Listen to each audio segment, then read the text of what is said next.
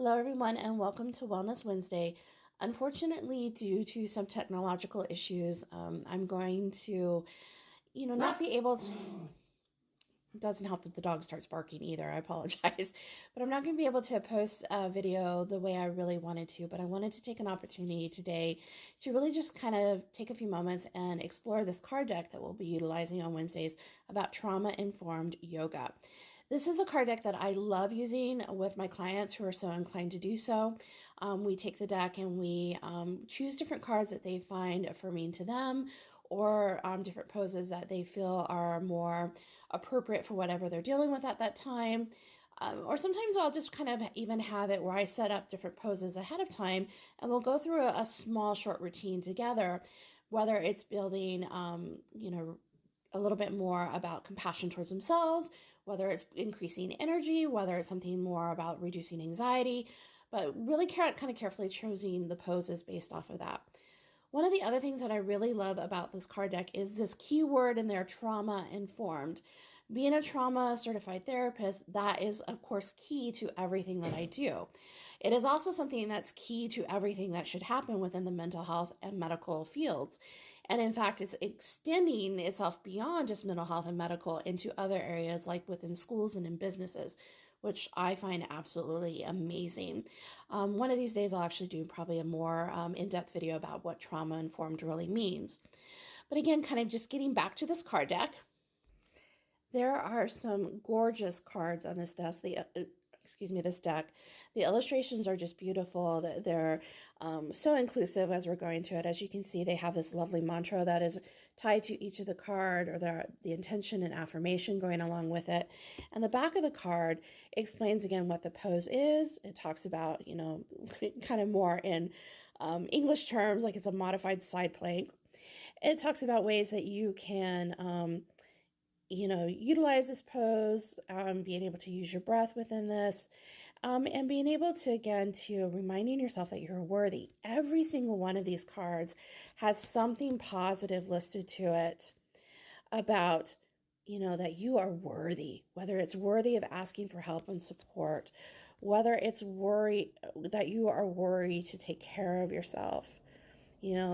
Talking to yourself about the different affirmations to be able to go along with this too. Some of the poses are on the floor, some of them are seated, which may be difficult for some people, so we kind of modify it as they need to. Maybe they do this within the chair, or they lean against the desk instead of being able to be on the floor. But there are other poses too, and as I kind of flip through the deck here, that we can do while standing. Again, some of these poses, some people might have limited mobility, so we maybe change it up a little bit and figure out ways that we can do this in a chair. And I actually have another card deck that I use that is mindful chair yoga. And so sometimes I will switch those out with this too. And then I have a whole other card deck that is also trauma-informed yoga that is strictly just chair poses. So we'll kind of pick and choose from all of them, but this one I think is one of the most beautiful decks that I have, especially because it has these intentions tied with them. I wanted to share with you one pose that all of my clients love, and this one is actually the star pose. Starts off with mountain pose and then moves into the star pose, and really looking at taking up space and telling yourself that you deserve to take up space. There's another one in here with a similar pose that actually does say that I deserve to take up space. But I like this one, I will not shrink. And one of the things about this card deck is, again, because it is trauma-informed, it's really focused on the idea of surviving the trauma, or just surviving the challenges that life throws at us. Although this deck really talks about the note to survivors, which is a great little card in here too that starts off at the beginning of the deck to be able to read with your clients or be able to read with yourself. I like to look at this as moving from a survivor to a thriver. And how are we taking these into everyday practice to make sure that we keep our body regulated so our mind also stays regulated?